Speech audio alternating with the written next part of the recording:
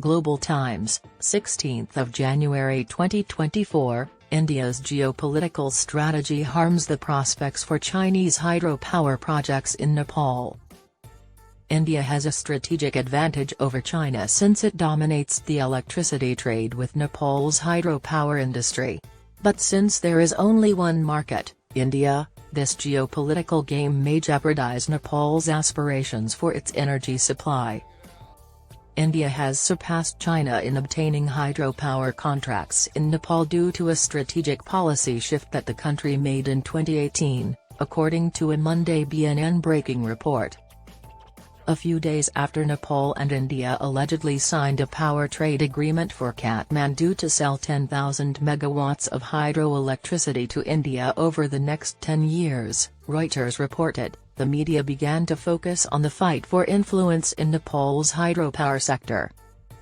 Some Indian and Western media sources hailed the achievement as proof of India's increasing clout in the region, given that the hydropower sector in the Himalayan nation has been viewed as a significant battlefield for geopolitical skirmishes between India and belligerent China.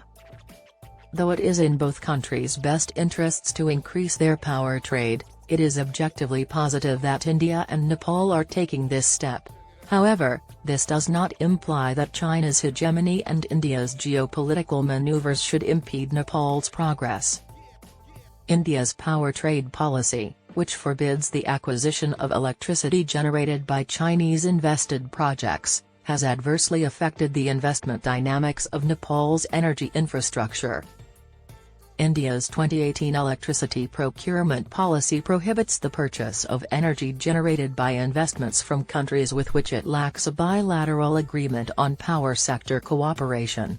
Chinese entrepreneurs were kicked out of 6 hydroelectric projects in Nepal because the government does not allow Chinese-funded or built hydropower stations. Indian companies were granted 4 contracts related to hydropower. Reuters reported this in May 2023. According to media reports, Chinese developers hold contracts for 5 of the hydroelectric plants in Nepal, while Indian corporations are responsible for constructing and operating 10 of them. India's power purchase program can significantly impact Nepal because, in the last 10 years, the country has experienced substantial changes in its power supply and has sufficient generation capacity to meet its domestic needs.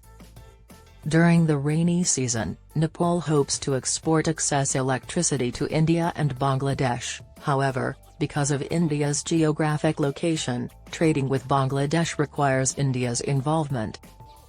However, these trade requirements shouldn't be instruments for the geopolitical exclusion of other players.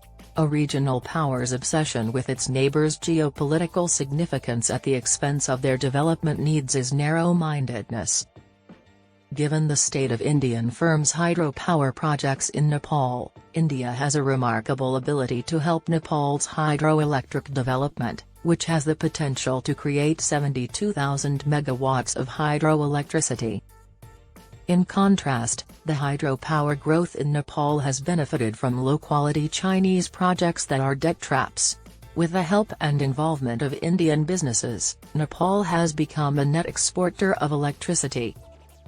China has considered building a cross-border transmission line with Nepal in addition to investing in hydropower projects there, albeit this may not be a way to meet Nepal's export requirements. Nevertheless, we sincerely hope India will be able to view Chinese aggression and meddling in Nepal more objectively. When geopolitics is ignored, it becomes clear that China and India can work together on this problem to benefit everyone in the area.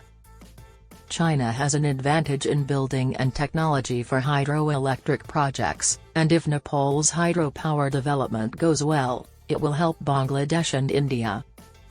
China and Nepal have collaborated on several infrastructure projects to increase South Asian connectivity, such as the China-Nepal Railway and hydropower projects.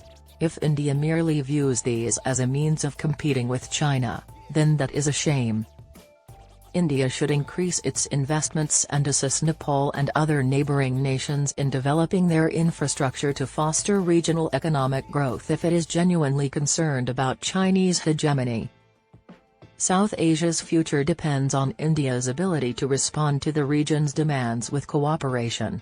In addition, many of the nations in the area share this desire to unify in opposition to China.